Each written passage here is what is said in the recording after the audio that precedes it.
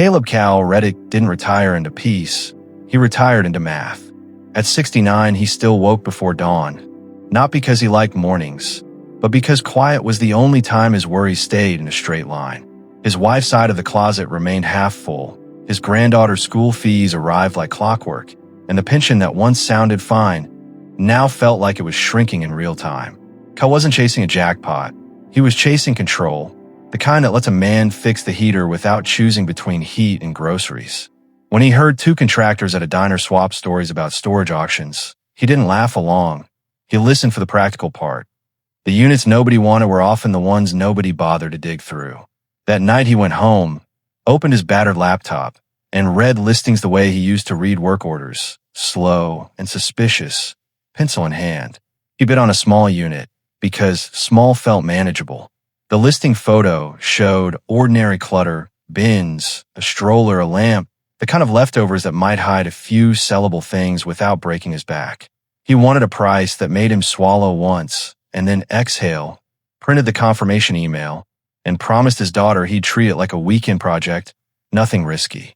The next morning he drove to Ridgeway Storage, a tired facility off a service road, and the office manager looked up his number, frowned, typed again, then delivered the sentence like it was weather. A system error had released Cal's unit the day before. Refunds. Policy. Shrug. Cal felt the heat climb under his collar. Not because he wanted to argue, but because he'd finally committed to something that might help and the world had yanked it away casually.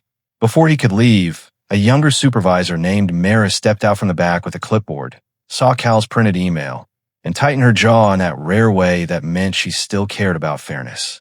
She told the manager they couldn't just hand him cash and pretend it was even, then pulled out a map of the facility and pointed to the oversized hangar row, the big bays most people avoided because they were labor and dump fees. One of those units had a delinquency case already approved for lien sale, she said, and the winning bidder never paid. It was scheduled to relist, but the paperwork lagged.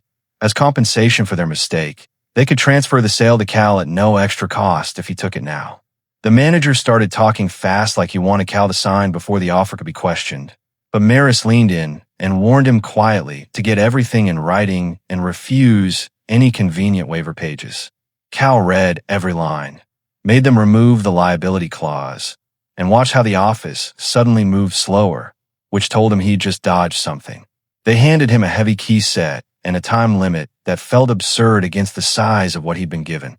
The hangar door towered over him in the back row where weeds grew through cracks, and through the bottom seam, he could smell old cardboard and furniture wax.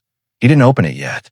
He listened because the place was too quiet, and he heard a soft, heavy thud inside like something settling after years of being stacked wrong. When he turned, a man at the far end of the row pretended to fuss with his own lock, but his eyes kept sliding toward Cal's door. Cal pocketed the keys and stepped back, suddenly aware that this unit might be valuable enough to be known. If he rolled that door up tomorrow, would he be unearthing a lucky mistake or walking into a mess the facility wanted off its hands while someone else still watched the clock? Cal returned at first light with a headlamp, a phone mount, and the kind of quiet determination that comes from knowing time is already eating your options. Maris met him at the office counter and, without making a speech, slid him a bright safety vest and a signed facility statement confirming the hangar transfer was legal and final, then pointed to the lane camera and told him to film everything before he moved a single object. Cal did exactly that, because he could feel the shape of the risk now. The unit was enormous, the corners had blind spots, and someone had already been curious enough to linger yesterday. When the lock clicked and the roll-up door fought him for the first foot, the smell that spilled out wasn't mildew or garbage. It was dry cardboard and furniture polish, the scent of things packed carefully and meant to survive. Inside, the space was stacked nearly to the ceiling with shrink-wrapped pallets, banker boxes, and furniture wrapped in moving blankets tied, like someone knew how to move expensive pieces without leaving scratches. The front layer looked like decoy clutter, lamps, rugs, chairbacks, but once Cal stepped his light deeper, the tone changed fast. A grandfather clock lay in a custom wooden cradle with its glass taped shut. Two long shipping crates carried foreign handling marks, and a bundle of chandelier arms sat in segmented trays with crystal prisms bagged separately like a museum prep kit.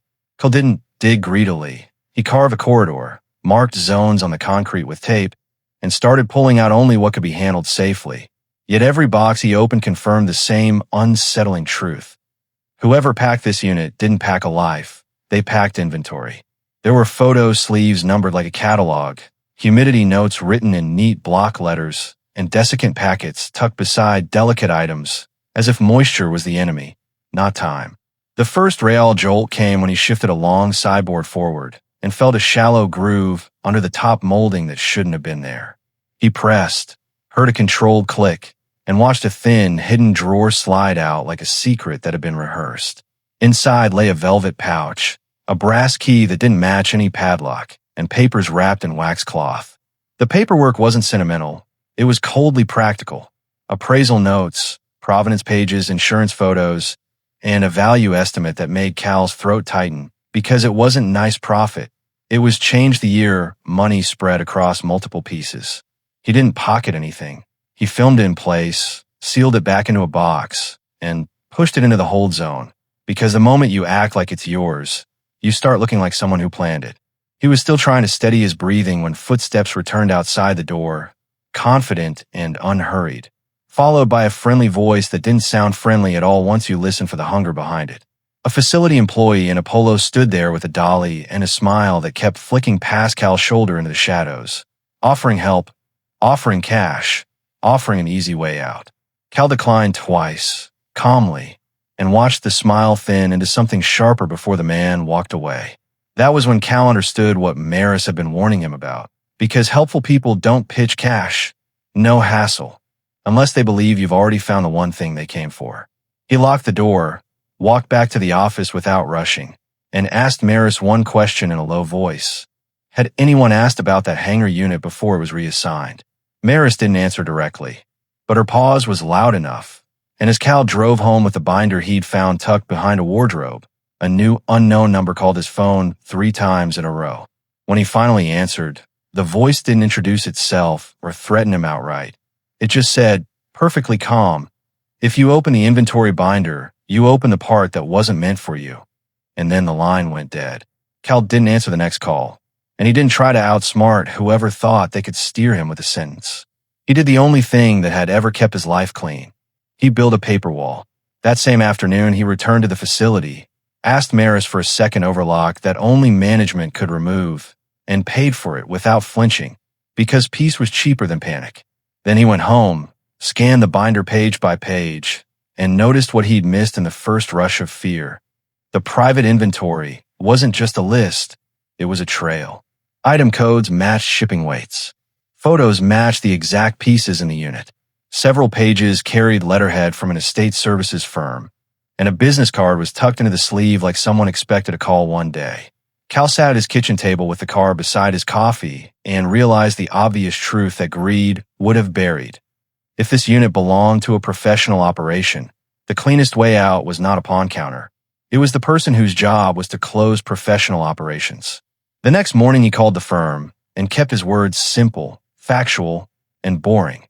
A storage facility transferred him a delinquent oversized unit as compensation for an error. He had documentation, and inside he found an inventory binder that looked tied to an estate or a business liquidation. The receptionist put him on hold, came back quieter, and gave him a direct line to an attorney who sounded tired in the way people sound when they've been chasing missing assets for months. Within 48 hours, Cal met them at the facility in daylight, with Maris present for access, and a licensed appraiser who didn't gasp or perform. She just checked makers' marks, drawer joints, and provenance photos against the binder like she was solving a ledger. The verdict was real enough to change Cal's posture. Much of the collection was high-end European furniture and antique decor with documented restoration, the kind that sold best through a reputable estate auction, not the kind you hid under tarps unless you expected trouble. The attorney made the next part surprisingly human. The unit's prior owner had died unexpectedly. The probate had been messy. The storage payments stopped when an assistant vanished, and the calls about reversing the sale were likely desperate relatives and opportunists sniffing around, not a ghost owner returning. The solution they offered wasn't charity, and it wasn't a fight. a written settlement where Cal received a finder's share of the net proceeds in exchange for full cooperation and clean releases, so the estate could close the chapter and Cal could stop looking over his shoulder. When Cal signed, the pressure in his chest finally loosened because the story moved from shadows into contracts. The auction house handled insured transport, cataloging, and buyers who paid real prices for real craftsmanship. And Cal watched the bids rise with his hands folded, feeling his wife's memory and the quiet respect people gave to well-made things. Weeks later, the wire hit his account with an itemized statement attached, and his share was enough to do exactly what he'd hoped for on the worst nights. Erase the medical balance that had been haunting his winter, fix his truck properly, create a small cushion for his daughter that didn't feel like a rescue, and build the workbench he'd promised himself back when he still believed retirement meant rest.